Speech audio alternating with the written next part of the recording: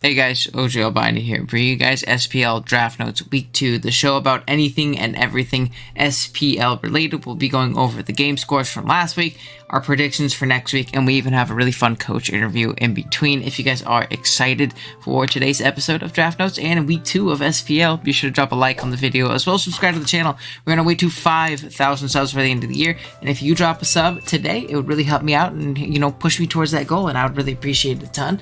And yeah, with that being said, we're going to go ahead and jump right into it and looking at last week's game scores. Alrighty, looking at the games from last week, first we have Chimpact versus CBAD. Chimpact taking home a nice and close 1-0 victory. Really offensive game. CBAD's Sun offense looked incredibly scary on paper and looked like it could have been potentially incredibly overwhelming into the team that Chimpact brought, but he was able to navigate it well. Pokemon like Drifblim were able to put in a ton of work, and even on Chimpact's side, or on CBAD's side, sorry, the Greninja put in a ton of work with its Terra Curse Gyro Ball set, which was a lot of fun. So definitely some really cool stuff. Close game, nail biter, but Chimpact was able to take home the victory. Then we have Haydunn versus SixFtHax here in a 3-0 victory for Leo. No Darkrai, which honestly made sense. It's crazy to think that a Pokemon as strong as Darkrai in the Draft League format was benched in Week 1, but between mons like Tinkaton, Overquill, and a lot of the offense that Leo has, it really was a tough matchup for Haydunn. He was able to get out to a pretty early and commanding position, and Leo played really well. It was a very convincing win for him, taking home a nice 3-0 victory.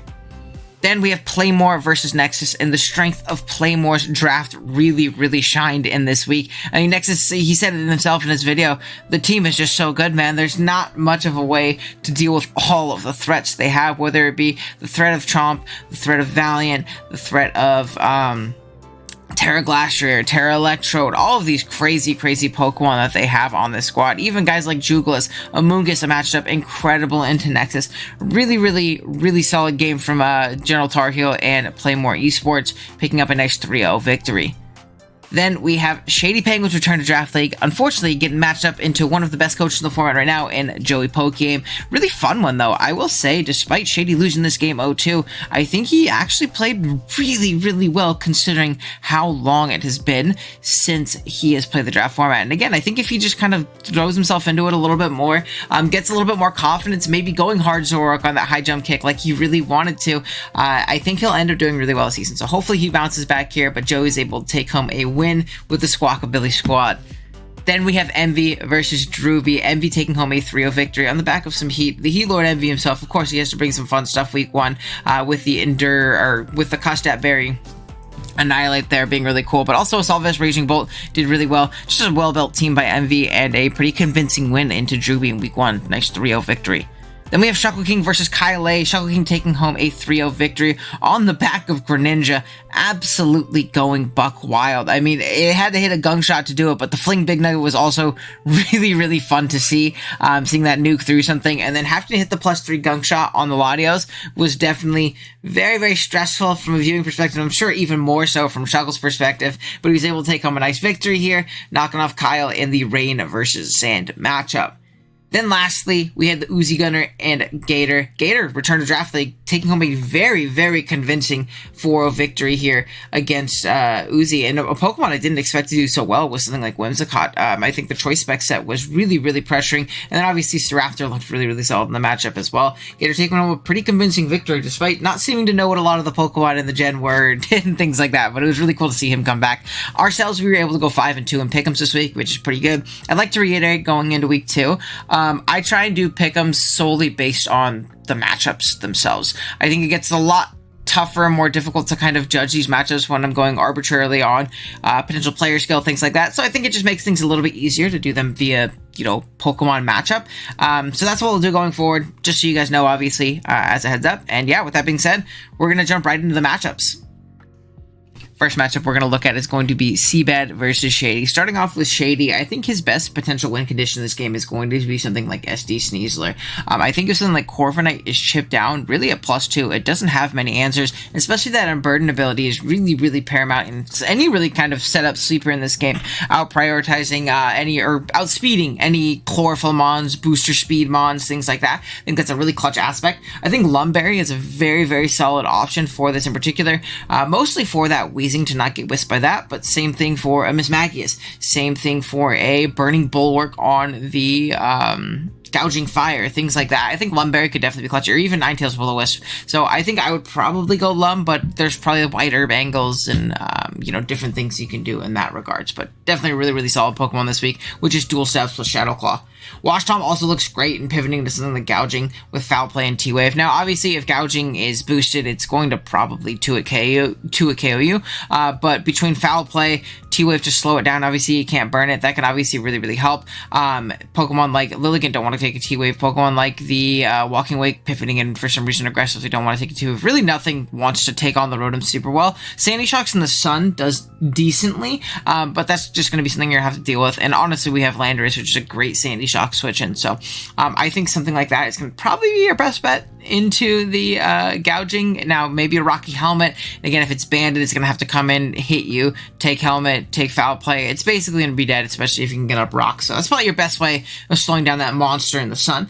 I think Grimmsnarl can be T-Waves and Screens to kind of slow down CBAD's offense, which is really, really overwhelming in this game in particular, in my opinion. The Sun offense really, really is threatening. So I think that the Grimmsnarl is a big nuisance to a lot of that. So that's obviously a really, really cool aspect of this. I think Azelf is a certified nuke in this game.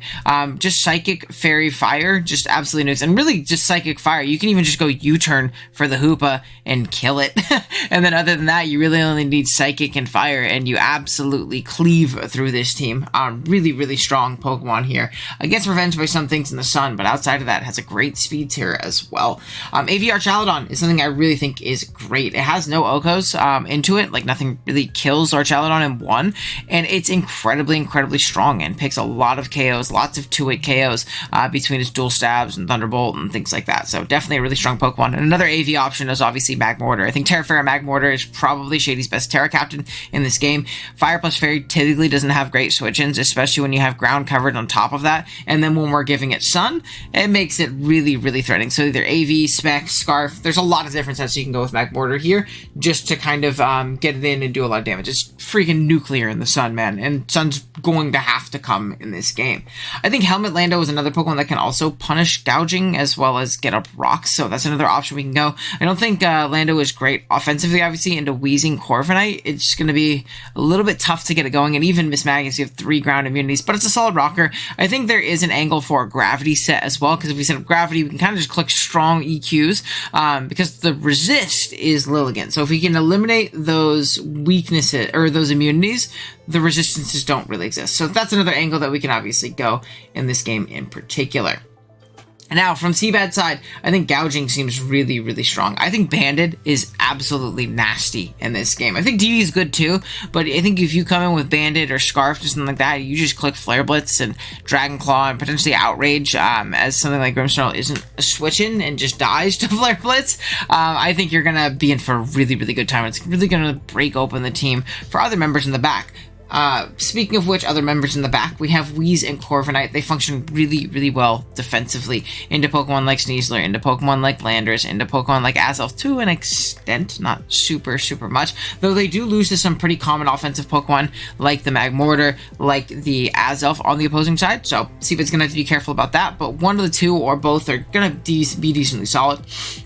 And I also grab Corviknight in particular, also grabs great momentum into Wake, which is nuclear in the Sun. I think Specs is pretty good because there really isn't great water resistances or dragon resistances. Again, something like Grimmsnarl can come in, but it's such a frail Pokemon on its own that if it comes in on that Specs Hydro Steam and it dies, you just get to click Draco for the rest of the game. And if it's not coming in because it's scared to take that Specs Hydro Steam, you just click Draco for the rest of the game. So I think that's a potential option. I think Life Orb is also good. Potentially Booster outside of Sun is also not terrible, but you probably go Life Orb if you're not going Choice Specs in this matchup, in my opinion in particular. I think you also want to be speed boosting to outspeed Pokemon like Azelf, Sneasler, Scarf Zoroark, or Zoroark in general, not Scarf Zoroark, with Scarf Landorus, things like that. So definitely an option here. I think Terrago's Greedent can also help with Sneasler a lot. Really, the only thing we have for Dual Stabs otherwise is going to be Mismagius, which is not the bulkiest Pokemon on the physical side.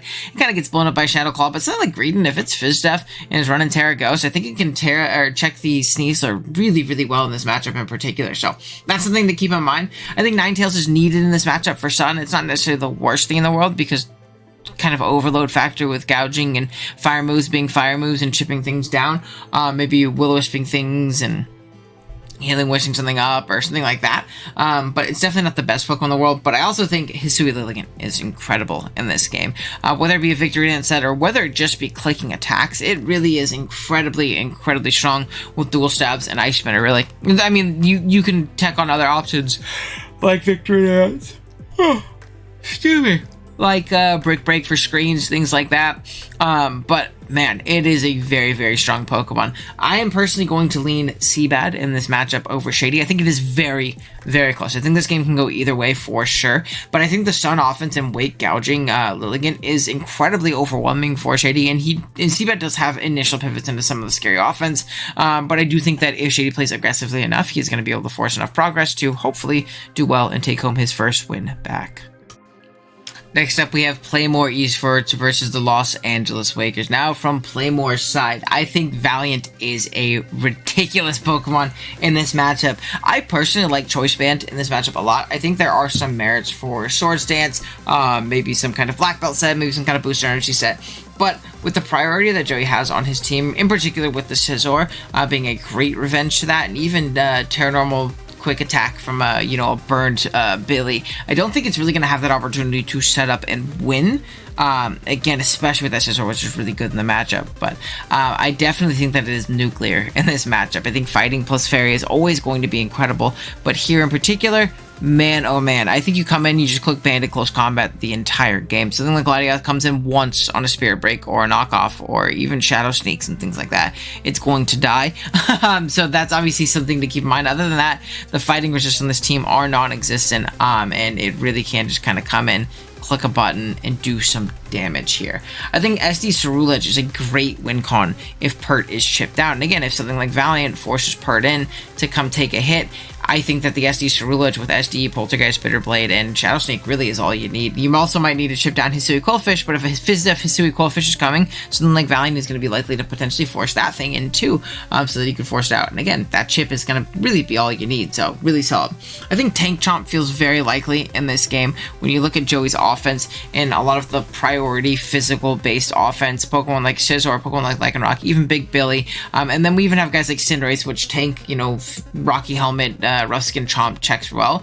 I think that's going to be a really cool option for it. I would personally go special in this matchup, Draco Earth Power, and then either Spikes or Rocks, and either the other Hazard, Dragon Tail, things like that. But I really do think, or even Endure to, obviously rack up more Helmet. I think that set in particular is probably going to be the best bet in checking Pokemon like Scizor, Lycanroc, Cinderace, because again, Joey's like overload factor of his offense in a sense. So like similar checks will cause those similar checks to get worn down very quickly. But Chomp is going to be a very solid one of those similar checks. So yeah.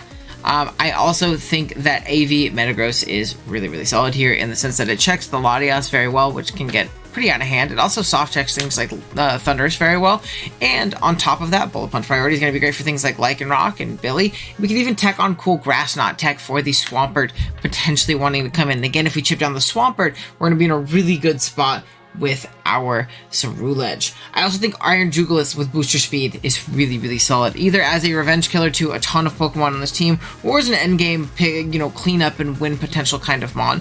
Jugu is bulky, man, especially if I'm going booster speed and investing to do so. I'm going to have some HP in that Pokemon, so living the prio hit from something like Lycanroc is going to be well within our means after Rocks. So if we can do that, make sure we live that, and maybe we have to get rid of Scizor as well because there's a Bullet Punch as well, but still a very strong Pokemon. Great revenge killer with the booster speed, and it's kind of a good uh-oh button, just like in the prior week. So definitely a solid Pokemon. I also really like Fizdef Vaporeon here. Great Pokemon in checking, again, the likes of Cinderace, the likes of Lycanroc, the likes of Scizor, and it also keeps the rest of the team healthy, whether it be your Tank Chomp in the back, or whether it be your AV Metagross, really forming a solid defensive backbone and core. I think both Terra Captains are great here. Glacier is definitely really cool. I think Terra Electric, Terra Fairy all have merit. I personally like Electrode in this matchup a ton. I think it really does grab free momentum, has incredible coverage for the team, and gives something faster than the Scizor or the Cinderace, which the rest of the team really doesn't do up to this point. Outside of like Booster Valiant. If it's Scarf Cinderace, that's something else you're gonna want to do. So I like having something that can at least outspeed it and revenge it after a little bit of chip. Next up, though, we have Joey. I think that Banded Scizor is low-key incredible. I mean, realistically, the only switch into it is going to be something like Ceruledge. When it comes to stabs, you knock the thing off, it's dead, right? And it's also a great win condition to use. So if you can kill that thing, you're in a great position. Other than that, you just click Bullet Punch U-turn. That's literally it. You really don't need much else when it comes to this guy. Really does put on a ton of pressure. Speaking of putting on a ton of pressure, I think Cinderace also does so with either Banded or like a Boots Willow set for Garchomp, expecting it to come in. That's why I kind of expect a special Garchomp. I think Wisp is pretty free into it on that switch, because Wisp is also free into a Physical Valiant if we're forcing that switch, expecting a Gunk Shot or something similar. But Banded, again, also makes sense. If I'm clicking Choice Band U-turn on that Chomp coming in, I might take a lot of Helmet, but I'm going to do a lot of damage to that Chomp, and again, it's going to open up the rest of my team, and if I can position, a KO on that Chomp, Bandit's going to look incredibly strong. Same thing with something like Vapo. If Vapo has to consistently come in and take Banded U-turns, it's going to be in 2-hit KO range of Pyro Ball pretty darn fast. You'd be pretty surprised. I think Thundy looks pretty strong on paper. It opens up a lot of the physical offense into Chomp, because really Chomp is the best response into it. And so if we're like a nasty plot and then like into a neutral move into Chomp, we're going to do a lot of damage, probably not kill. It's also not going to kill us since it's like offensive Stone Edge. And then from there, we're just going to be able to break through with our physical offense. Again, our Cinderace, our Lycanroc, our Scizor are all going to go to work and do a ton of damage. I think Terracathon-wise, I think Terrafire Arboliva is really good here. I think Billy actually has some merit here, but the speed tier is pretty rough. But Arboliva, in particular with Terrafire, is really difficult for the opposing side to deal with. It flips a lot of weaknesses. Its offensive coverage in this game with Terra is going to be very solid, and it can definitely put in a lot of work and be a sleeper pickup here. Also gives another Fairy Resist, which is clutch. So sorry. And then lastly, I think Pert is also really solid. It doesn't really get immediately threatened by much. There's not much that can Oko threaten it, besides obviously a Bungus, which we will try and get out of there. And then the Electrode, which we do have decent pivots into. Pokemon like Scizor, Pokemon like Latias, Terra, Pokemon like Cinderace can even pivot in on the Energy Ball and then live any hit afterwards. So definitely a solid Pokemon in Pert, really getting up rocks, checking a lot of physical offense, and doing well. I am actually going to lean Playmore on this side. I think the roster's insane. I think Tarkil is a great player, and the Billy squad is going to have to fight pretty hard uphill in order to win this one. So we're going to go with Playmore here. Next up, we have Gator versus Nexus. Now, from Nexus' side, I think Meowscarada looks absolutely insane. I mean, as it typically does.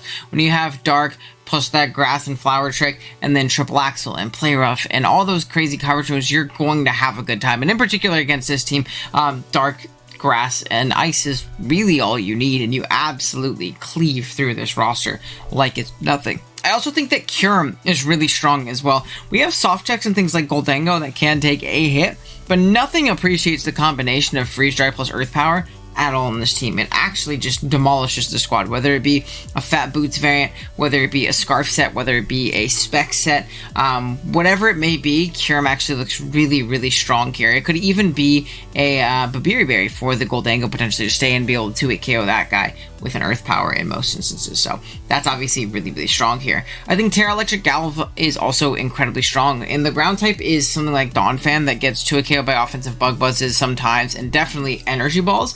You can kind of just come in and click Terra Electric Thunder and do a ridiculous amount of damage to Gator's side. I think Spadef Jirachi is kind of a necessity in this game because it's the biggest semblance to a Keldeo check we have, but we'll talk about that a little bit going forward. I think Enam also looks insanely strong. It overloads similar checks with Kyurem. Again, I think like a Shuckle Goldango is very likely just to kind of try and soft check both of these guys, but if we pop the Shuckle with one or we just kill one with one, the other one's going to go crazy. Again, the only fairy resists outside, or the only fairy resists are both really hit hard by Earth Power. So I think that's a really clutch aspect of this Pokemon in particular here. I think something like an AV Blastoise might be the move. It checks him off decently well, and it's another Pokemon that goes absolutely insane, but we'll talk about it. It spins well and has decent coverage. I think AV Luna is also a very good option for Nexus as well, because it checks Pokemon like Moth and Goldango, but even Haunter, which is a big threat. We'll talk about that. If I'm Nexus, though, as you've seen, I think his offense is great. I think his fatter variants of his team, the fatter Pokemon, are kind of mid, and if he's using any bulk in this game, it should be like the likes of Flip turning Blastoise and U-turning Jirachi, or even just like an AV strong Ursaluna that does a lot of damage to the opposing side. So I think offense is definitely the way to go if you're Nexus here. Now, as for Gator, Goldango, as we said, can be very, very obnoxious. The combination of Ghost plus Steel against Nexus's team is just literally unguardable. I think it's kind of tough to be choiced in this game, and you kind of like choice card set. I think you're either going to be Shuckleberry or Colberberry, one of the two. I think Shuka covers more things, but luring the Meowscarada could also be incredibly clutch as well, because you're very weak into that Pokemon.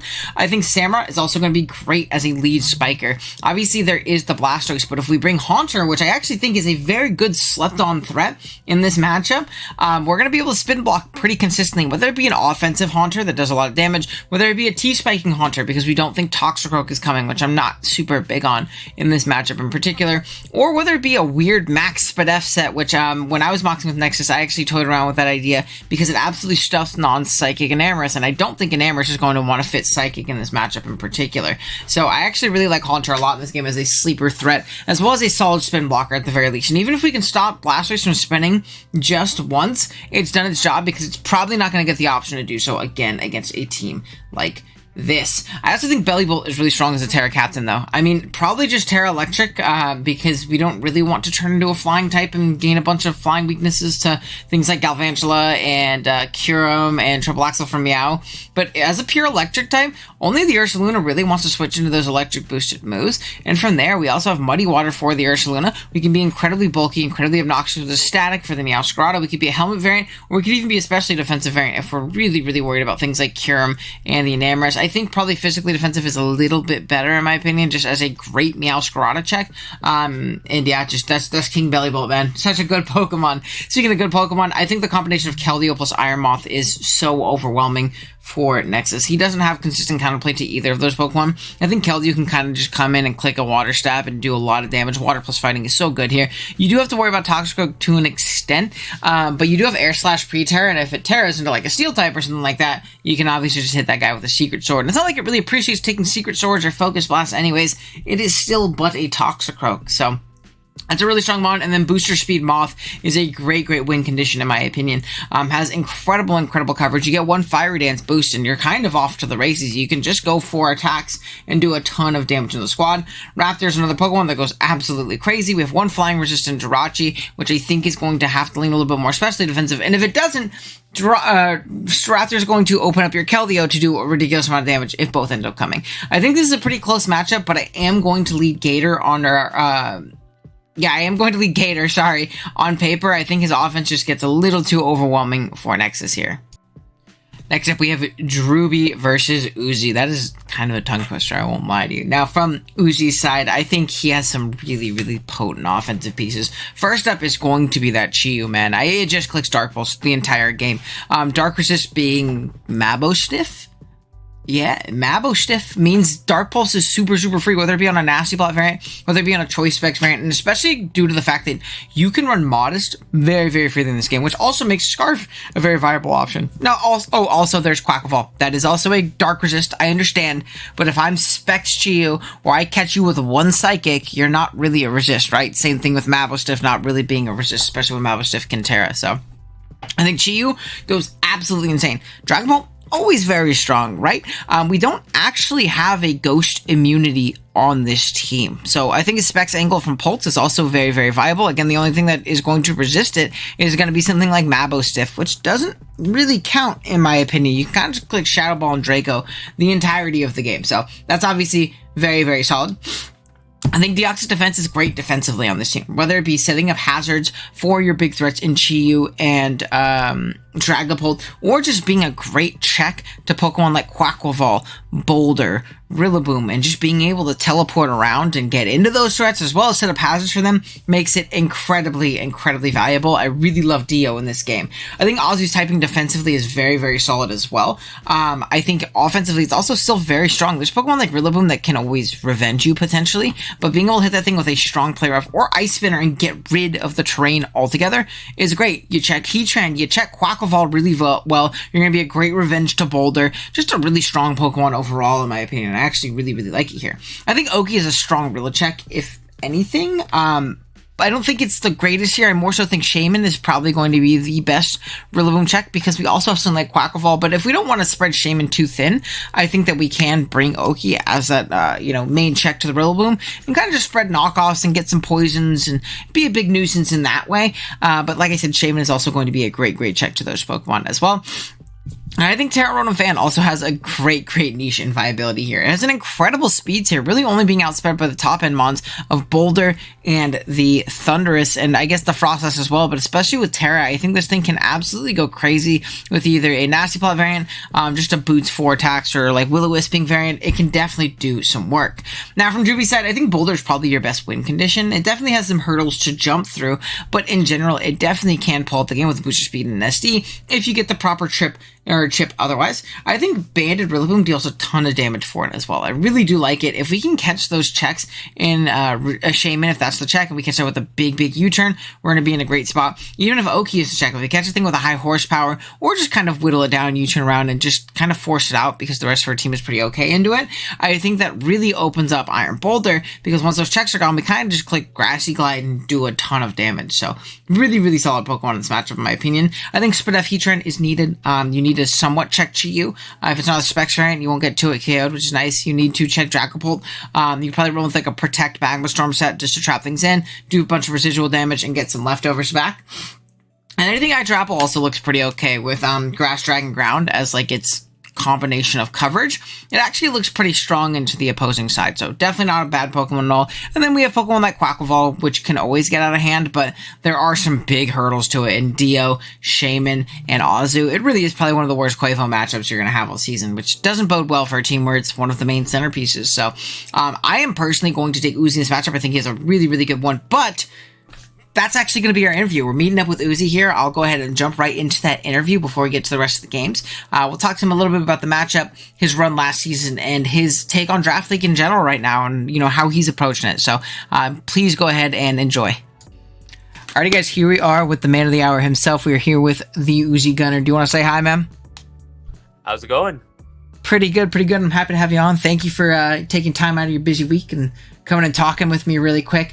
I want to talk the quickest or the most important question that I think a lot of people want to know is, obviously you had a big rebrand this season. We're now the Thunderclap Titans with a super sick logo, by the way. I love Raging Bolt, so I was super hyped to see a logo with him. But you were formerly the coach of the Bullet Punch Club for I don't know how many years, a ridiculous amount of time. What kind of led to you making that change this season? Is there anything insightful? Is it just a cool mod, or is there something a little bit more than that? Yeah, I would say that it's far more than just that, because like to anybody that watches my content, I usually am someone who tries to make most of what I do actually mean something, and because it's pretty much reflective of the mind, of my mind in general.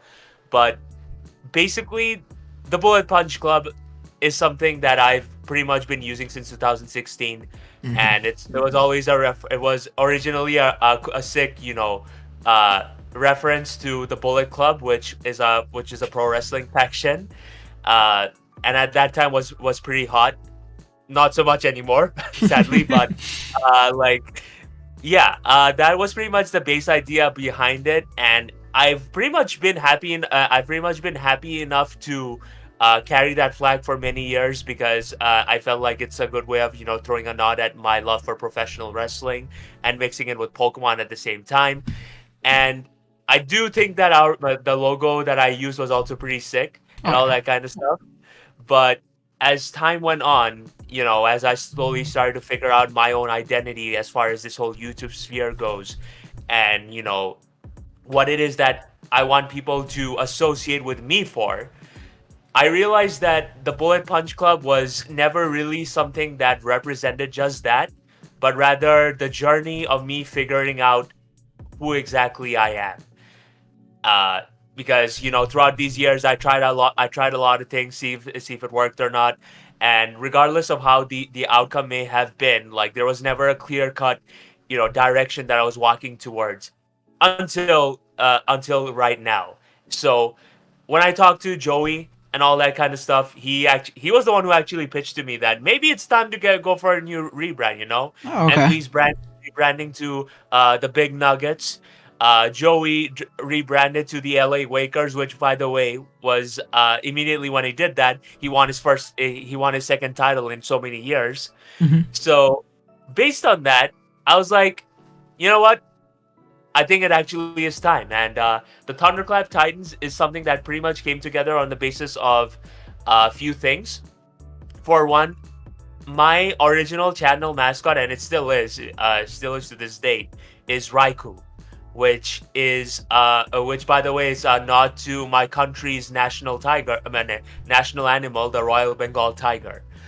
And not just that, with the Paradox Pokemon coming out with Raging Bolt and all that stuff, I thought that it would make for a pretty sick, logo to go with the new gimmick, to go with the new forms and whatnot. So based on that, I started working on the concept with SP Crash, great artist by the way.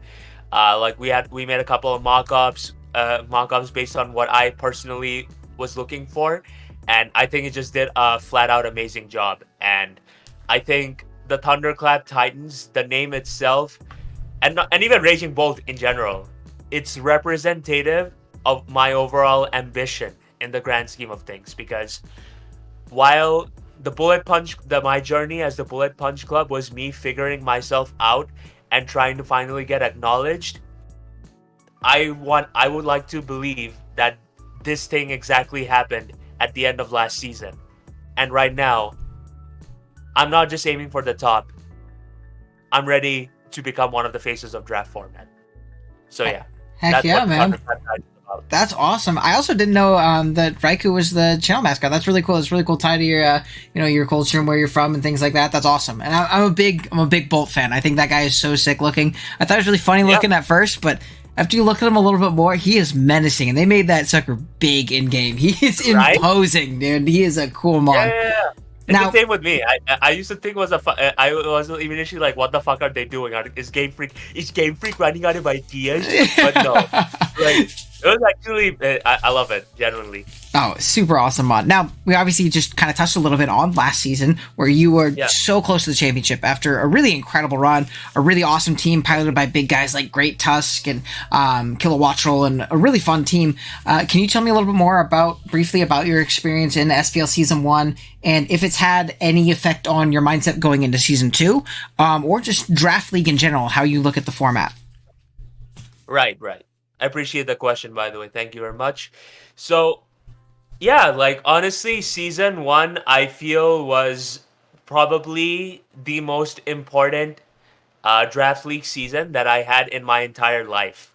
For a lot of things, really, like for a lot of reasons, really. Honestly, there were different factors going into this, which I don't think is appropriate to bring up here and now because it concerned other leagues. You get what I mean, but like to put it simply, when I came back to Draft League, I had a clear vision in mind in terms of wanting to do things differently, because I feel like the idea of just doing what I've been doing since 2015 in terms of doing a team builder, going straight to the battle, not really doing much in general is something that, for my style personally, something I'm not really looking towards, because I'm the kind of guy that wants to keep evolving my game and how I present the content towards the whole thing. And I feel like this Season 1 of the SPL was a very great catalyst towards that, especially with some of the other situations that presented itself. Like literally, I would not be surprised if, had my luck in week 1 not happened, with Kilowattrel missing two, like air slashes, like bloody hell, man, and then dying the next week to a psychic crit, which by the way was a role in my favor to live, mind you. Like, if that didn't happen, along with all these people commenting about Kilowattrel and all that kind of stuff, I would not have had the idea to make something out of it. Like, you honestly, because in general, throughout all these years, you see all these coaches, have these signature Pokemon that put in a lot of work that end up being fan favorites that people remembered them for. Like, A Drive's Victini, uh, Mega Mogwai's fucking Stoutland, I think. Yeah, I could think of Mogwai's videos aren't even up anymore, and I could think of Signature Mon. When I think of Mogwai, I think of the Mons. I think of Hippowdon. I think of Megalopony to an extent. Like, there's Big Moto. Yeah, that's what I mean. And again, his videos aren't even up anymore, and I still like think of Pokemon like, oh, that's a Mogwai Mon, Exactly. That's what I'm talking about, right? People are able to make memories and associations based on what happens in these battles, right? Mm-hmm. So, based on something like that, I wanted to take it a step further and make it go from something that, just a few people can remember if prodding about it, and like when prodded about it, to something that's straight up unforgettable. So that's where, this whole storyline with, Uni's the bus started, along with, all these other circumstances where I was basically tapping onto, what happened in the weeks beforehand or my past.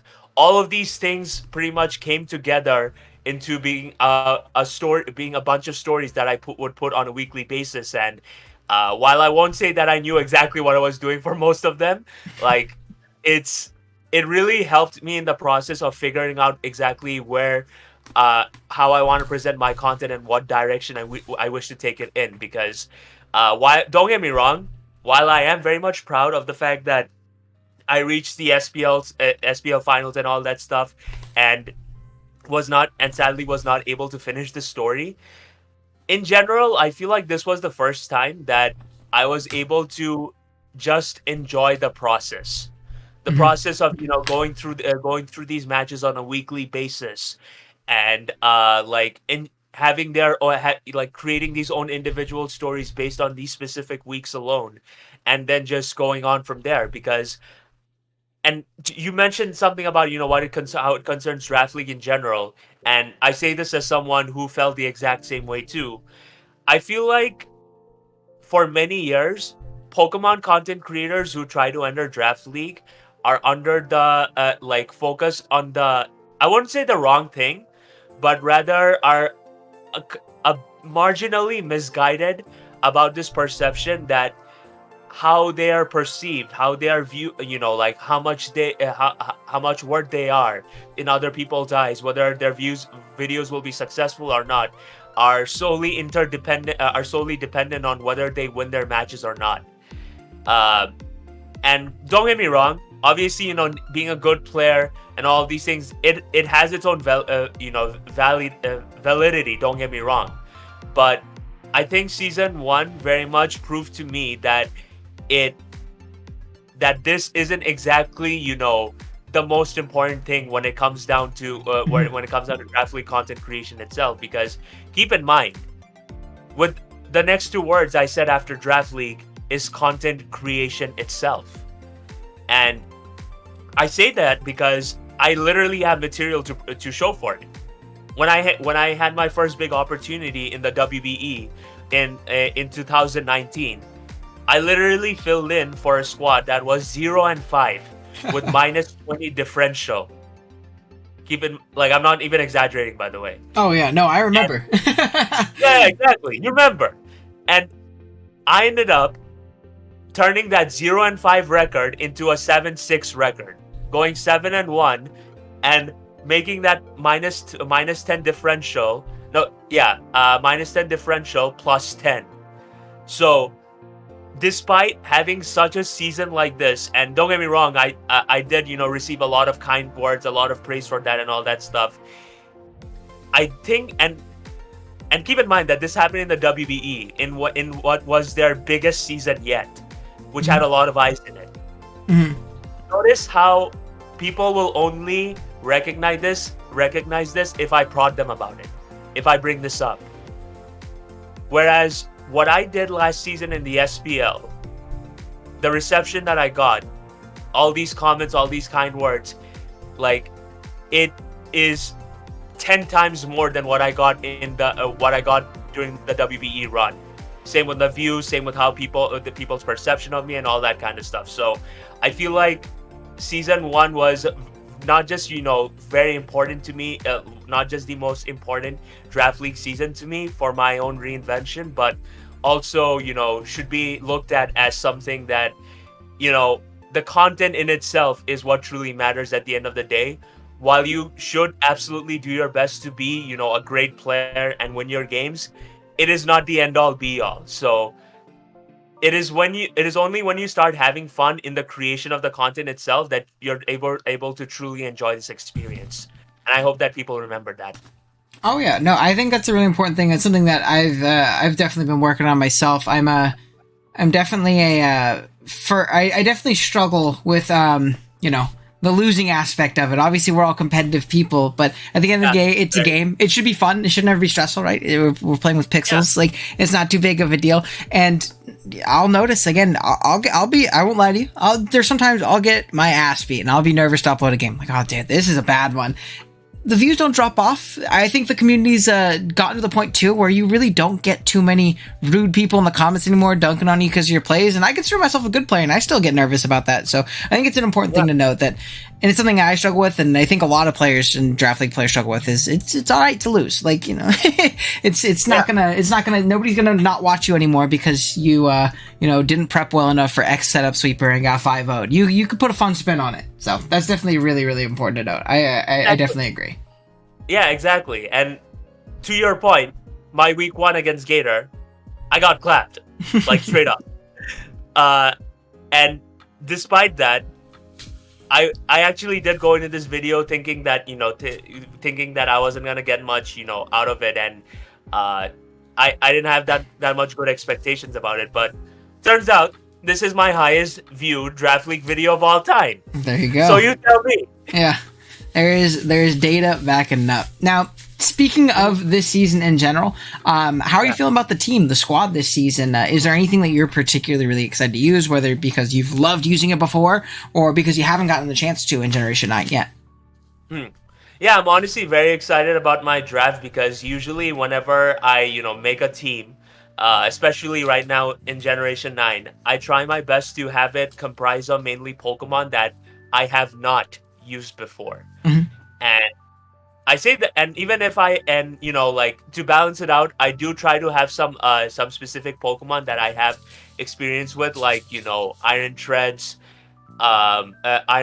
Shaman, and from last season a Pokemon like Weavile, which is literally one of my bread and butter.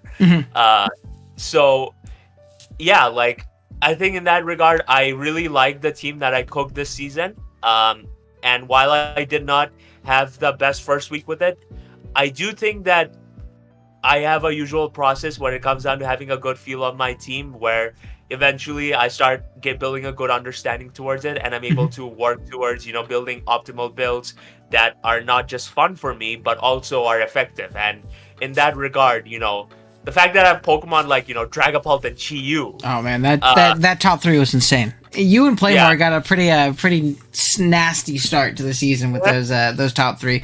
Pult, Treads, Chi-Yu, and then Val, Chomp, Metagross absolutely insane. Yeah. It's pretty insane when you think about it. And yeah, I really think that with these Pokemon that I was able to draft along with some very cool mods like Okidogi, which I wanted to use, which I'm really looking forward to using. Oh, that guy's awesome. Yeah. You used it in one of your draft league seasons, Terra Dark. Yeah, Terra Dark and Fairy. It was really fun. Now it's great without Fairy. I've seen a lot of people use it without Terra, but really, really fun mod. Insanely bulky when you actually start running calcs with it. It lives some pretty ridiculous hits. Right? Yeah, I've been doing some calcs the other day, and seeing the amount of things that it can actually survive is pretty insane. And I'm actually looking forward to, tapping into that potential as as the season itself goes on. But yeah, man, like with Pokemon like Deoxys defense to act as a good pivot, and also mons like Rotom Fan, which with Terra I'm so super excited to use because I feel like that is a Pokemon that a lot of people are sleeping on. Oh, yeah. I think that from a content standpoint, we can actually make a lot of memorable moments, and that to me is what's most important. Having fun in my games, and having a good time. So, oh yeah.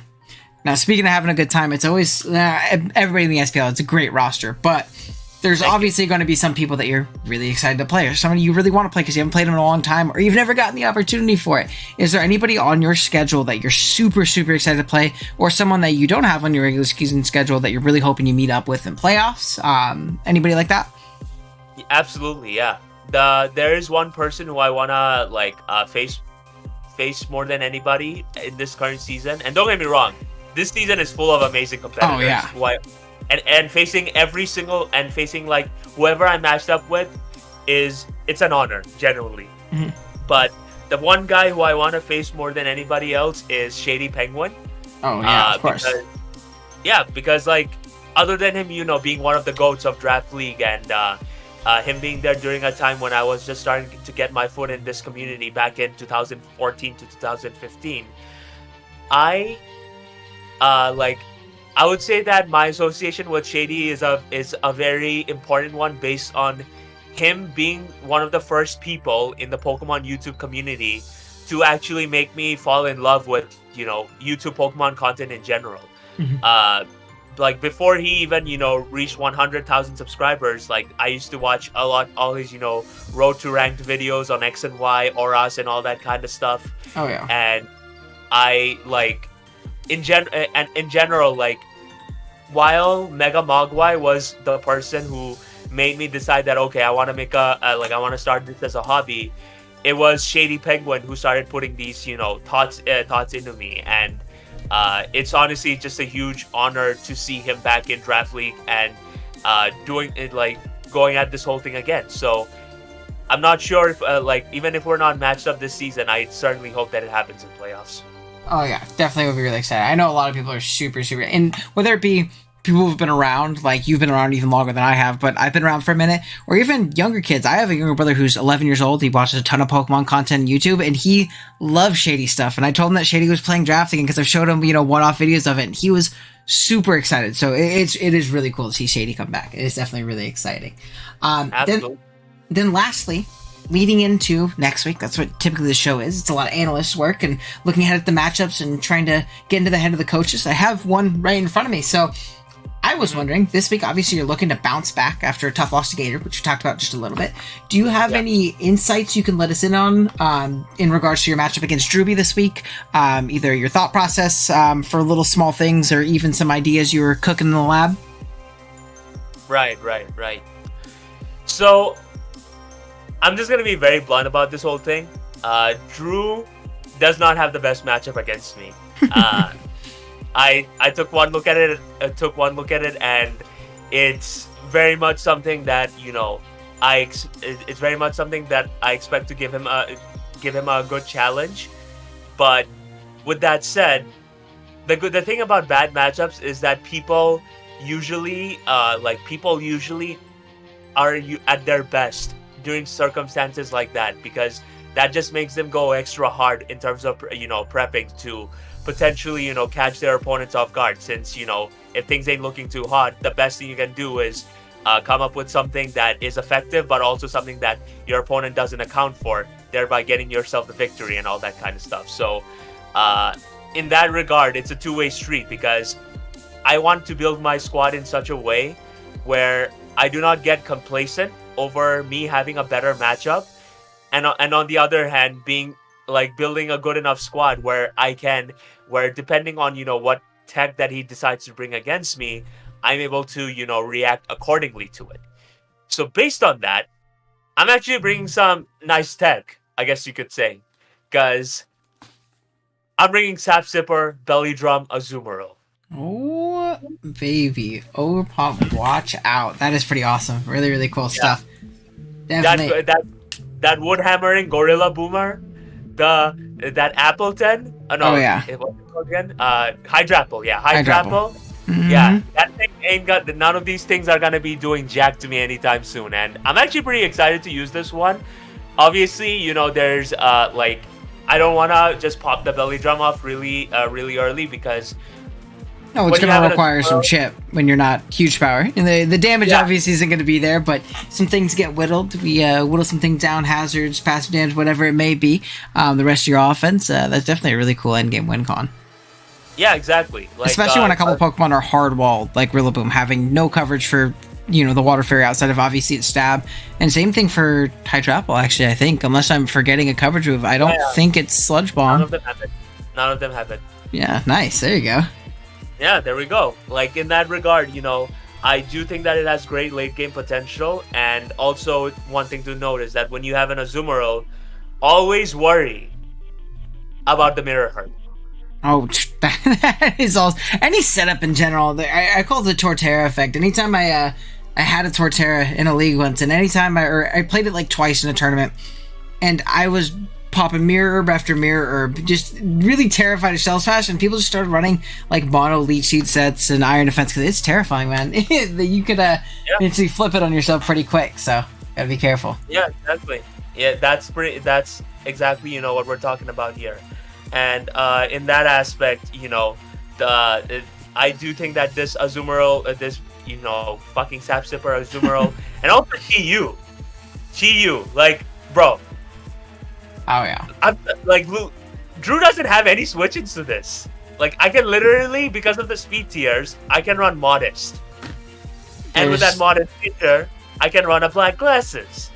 So, unless, he brings us all best mons, I also see Chi-Yu putting in, a massive amount of work in itself. But the Pokemon that I'm most excited to use in this matchup, Custap Berry, Nasty Plot, Rotom Fan. Oh, big Custap. I don't think I've ever seen a Custap Berry on a Rotom Fan in my life before. That is actually really, really cool. Are you rocking the Endure potentially, or we just know the calcs that well to we know we're going to get down that low? I'm definitely running Endure. Okay, like, I'm not gonna, I was going to say, that'd be some next level preparation. Just like, no, I know this plus this is going to for sure. The sequencing would be insane, but that definitely makes sense. That's really cool. According to my calculations, I have a 37% chance of being KO'd by this. So, I'm not. No, that's fair. That's valid. But yeah, man, thank you for coming on. This is a lot of fun. And hopefully you take home the dub here in week 2. And again, I appreciate you hanging out with me today. Thank you very much for having me. All right. Have a good time. Thank you.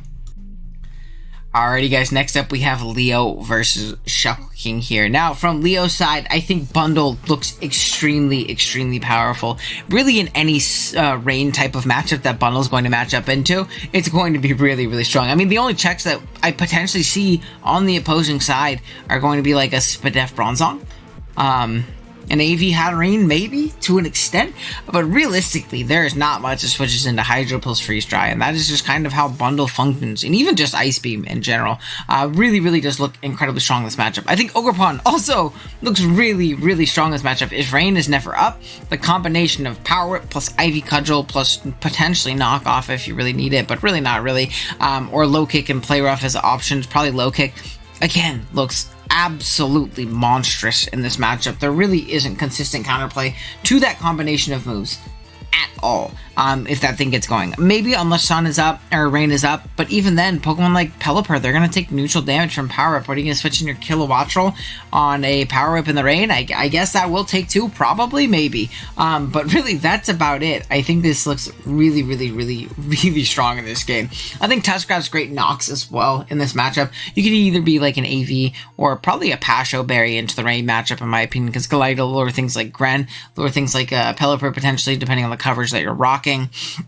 And even things like Weakened Ludicolo, things like that. Emvee also lets you live one of pretty much anything but like Specs Ground in the Rain. So it just kind of depends on what hits you're trying to cover on Tusk. But regardless, I think it looks really strong. If we catch a knockoff into the Bronzong, kind of helps out our bundle a little bit, right? So definitely really solid. I think Zapdos is really, really important in this game. This is something that Amel came up with me because one of the things on Shuckle side I think is incredibly powerful is going to be that Ursaluna Blood Moon. I think it really has no counterplay, but Amel came up with a really cool idea, and hopefully this isn't yoinking this so Leo can use it later on in the season. Hopefully Shuckle isn't watching. Don't say anything, Shuckle, if you heard.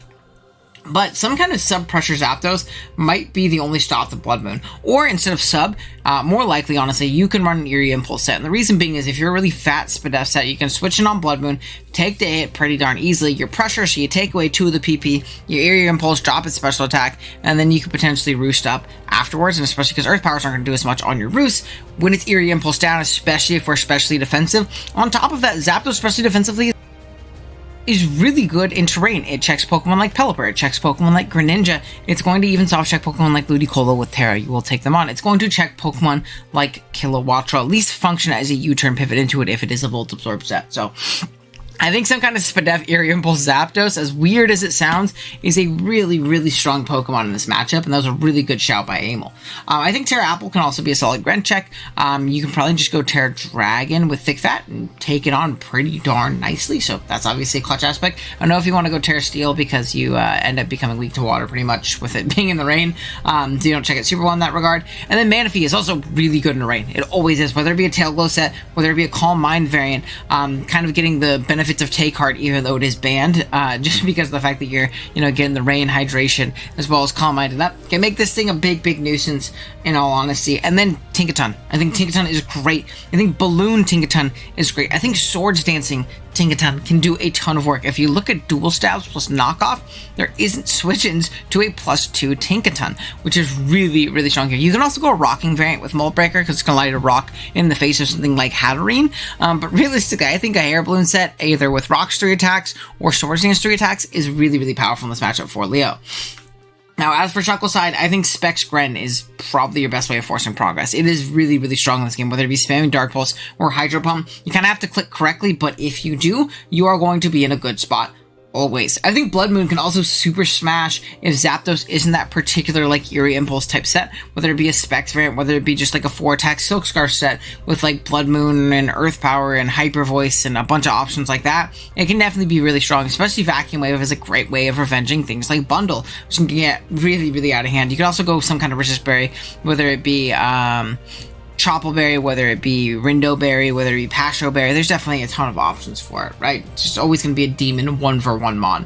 I think Glim sets really good hazards because E-Ball is good into the spin on the team in the sense that Glamora can always punish the Tusk for wanting to spin always by hitting with a strong energy ball, making it to where it's not going to spin later in the game. Or if Tusk comes in and catches a Toxic or catches an E-Ball or a D-Gleam, I guess both work, right? E-Ball is probably better in this matchup in my opinion, but same difference, right? Hitting Tusk is the main issue that you want to do, and if you can do that, you're in a good spot. I think KyleAye is also decently strong, despite not being a Terra Captain. I realized I called it Terra last week, my bad. I forgot that was last season's KyleAye. You look at enough Pokemon for months and months, and they all blend together, but even without Terra, I think Kilowattrel is strong. Electric plus Flying, is really, really powerful in this matchup. It also has a solid speed tier, really only being outpaced by Bundle and other Scarfers, so definitely a solid Pokemon for sure. And then I think Bax also has potential. Swords Dance is a great win con. I think Bandit also has some merit, but really I think Swords Dance with Boots or Swords Dance with Loaded Dice is probably your best bet as at using Bax potentially as a win condition, or as just a mon that takes one of mostly everything on the team outside of hits from things like Great Tusk and a boosted Tinkaton. So definitely a really solid Pokemon. I am going to go Leo in this matchup. I think his offensive matchup is absolutely batshit insane. Like, it's such a strong offensive matchup with his top 3, plus mons like Manaphy, Tinkaton even offensively, Zapdos is annoying, Appletoad is annoying, Uxie is always good. I mean, every mon on his team does really, really well, so I am going to go Leo here. Now we have a really, really fun one in Emvee versus Haydunn here. Now, from Haydunn side, I think Terra Electric Beartick actually looks incredibly threatening with either Sword Stance or Bulk Up. I think Sword Stance is a little more immediately threatening, especially if you can position that with the Shuckleking, clicking to the reception, getting into the Beartick, clicking Sword Stance, and just bolt beaming through literally everything on the opposing side. It really does look incredibly strong. I think this is actually a good Darkrai matchup, which is awesome because week 1 was not one, right? I think Darkrai looks very solid here. All you really need is Dark Pulse, Psychic, and Focus Blast. Outside of that, you can tech on cool coverage options. You could tech on Nasty Plot. You could tech on Will-O-Wisp. You can tech on Taunt for some big threats. Really, the options are absolutely endless. You can tech on Ice Beam really for just a stronger hit on something like Raging Bolt as well if you really want to. So, really strong Pokemon overall here. Struggle speed tier wise and some Scarfer, so I don't think it's a great win condition, but still very strong nonetheless. I think Gliscor sets up really good hazards early on, but it is broken decently well in the likes of like an Ice Punching, Annihilate, the Empo living a hit and hitting with a Surfer and Ice Beam, Mew dealing with it well, Weavile obviously dealing with it well, things like that. So I think it's either going to be used offensively or it is going to be used to set up early hazards and kind of get on out of there and die, or it's just a pivot into Raging Bolt and then just clicking U-turn for the rest of the game. But that also makes it Annihilate a little bit more scary, obviously. I think Jolteon with Terra Fairy takes on the stabs of Raging Bolt really well, and it could be a nice little pivot into that guy if we Terra Fairy, immune to the Dragon, and then with Volt Absorb, we're immune to the Electric. The only thing we do have to be wary of and be careful of is Raging Bolt getting access to that Heavy Slam option, and it could really even still be a minus attack nature and still absolutely nuke through the Jolteon. He's just a little fella, and that's a Jurassic Park monster over there, so it's going to be about as max power as humanly possible. But you could also go minus speed to get stronger Heavy Slams into Sylveon, which is a very viable option on a non-Terra Raging Bolt. So I think that's definitely an option. Like an AV set again could be really cool with the mixed Heavy Slam and maybe even mixed Earthquake if the damage output looks decent enough into Shuckleking. I don't think it does. I don't know those calcs off the top of my head, but regardless, definitely not the worst thing in the world. And it soft takes a lot of Haydunn's physical offense, but I'm kind of leaning into the Raging Bolt side and Emvee side. Well, we'll leave that be. We're talking about Haydun's team. I think Serperior is pretty decent outside of Farigiraf and Fezandipity. I think more so the Farigiraf obviously having Sap Serpent being completely immune to those Leaf Storms and Leech Seeds and things like that. But if that guy is chipped down or taken out of the count, I think that Serp could do some pretty decent work in this matchup. Now, actually, from Emvee's side, we have Annihilate doing Annihilate things here. Whether it be like bulk up 3 attacks, bulk up Taunt, bulk up Encore is another cool option, potentially, bulk up Resto Chesto. Really, there is a ton of different options for this thing. I think either bulk up 3 attacks or bulk up Rest. They're probably the best 3 in my opinion. It's a solid natural tech to a ton of Pokemon, and if you're not going Rest, you can obviously go Vital Spirit and not have to worry about being put to sleep by Darkrai. I don't think Darkrai really wants to tech on Hypnosis this week. I think you're much better off attacking where opponent can't defend, opposed to risking the Hypnosis, but regardless, this could also be a good pivot into that thing. There's also an angle for Assault Vest to potentially come in this game, because it sponges up a ton of hits, and is really annoying. I personally like Defiant with the double Intim in this matchup, just to cover for both, but to each their own, obviously. There's definitely multiple options. We already talked about AV Raging Bolt being very good, grabbing great momentum and volting around forever, Dracoing and doing a ton of damage to something like Gliscor. Having Heavy Slam as an option for the Evolutions is also really cool. So definitely a solid Pokemon. I love Flygon offensively. I think Terra with like Terra Steel or something like that and Dragon Dance can be incredibly threatening. And as functioning as a revenge killer, you can potentially go with a Clear Amulet as well for the Hitmontop Gyarados core of being, annoying Intimons. But realistically, you can kind of just nuke through everything with Earthquake. Earthquake plus, either Terra Steel coverage or Dragon Claw really does hit the opposing team incredibly hard. I'm sorry if I'm yawning, by the way. I'm recording all of these either early in the morning or late at night is how I split it up. So great combination, right, for typical yawning Owen. I think Weavile is ridiculous into Haydunn's defensive core. Between Shuckleking and Gliscor, obviously those guys being weak to both stabs, kind of dismantles the whole defensive backbone that he has there. Obviously we have Pokemon like Sylveon, but Sylveon probably gets to a KO most variants at least, or after any chip, even if it's Fizz-Def, gets to a KO by Triple Axle. Gudra does not appreciate taking the hits, does not reliably take them on long term, and we could check on Low Kick for that guy, and then I guess Hitmontop would be your best answer to it. So I think a potential either protective pad set, either an expert belt set because we hit a lot of things super effectively, either a Never Melts Ice set, or even a choice band set do really, really well in this game. I think triple axle is actually insanely free, so maybe choice band because there's not really an ice resist on the opposing side. So definitely looks really strong. I think Fergraph is very good at keeping Serp in check, and it passes wishes around to things like Flygon, to things like the Raging Bolt, to things like Annihilate even. So definitely a really, really solid Pokemon in that regard. I think Fez is really good into Darkrai. It also grabs great momentum into, a ton of other Pokemon on the team. We kind of just U-turn around forever, and we can get into some big threats like the Weavile in particular, because in my mind, something that pivots in on Fez is going to be something like Slowking and Gliscor, and guess what gets nuked by Weavile? Both of those guys, right? So definitely really solid. And I think Mew coming, it would probably be a more offensive variant. I don't know what set in particular. I think there is something to toy around with Dragon Dance, Swords Dance. Nasty Plot also looks solid, like Nasty Plot plus Vacuum Wave for the Darkrai. Definitely a very viable option. Overall, I am going to go Emvee in this matchup. I think he just has more pieces for Haydenn's offense, and I think Haydenn's offense is pretty well checked outside of the Gengar. Really, they're Gengar and, Darkrai and Beartic both look really solid. Other than that, it's looking tough to force any progress, so I am going to lead Emvee here. And now, lastly, we have Chimpact versus KyleAye here. Now, from Chimpact's side, I think Tornadus looks really, really solid with a 4-attack set. Either physical or mixed, both look solid. I personally think mixed is really, really solid. I love something like a Bleak Wind / Hurricane, U-turn, Superpower, and Knockoff all look really, really solid, can be really, really obnoxious. You can also flex Taunt onto there over like something like Superpower or something like Knockoff, just to kind of be annoying and, make it to where Clef can't do anything, and something like Vikavolt can't set up webs, make it to where the Houndstone can't burn something, make it to where the T-Tar can't set up or get up rocks or whatever it may be. I don't think you're really in many positions though where you want to click Taunt other than the Clef situation, and I think you can pressure Clef otherwise really, really well on Chimpact's side.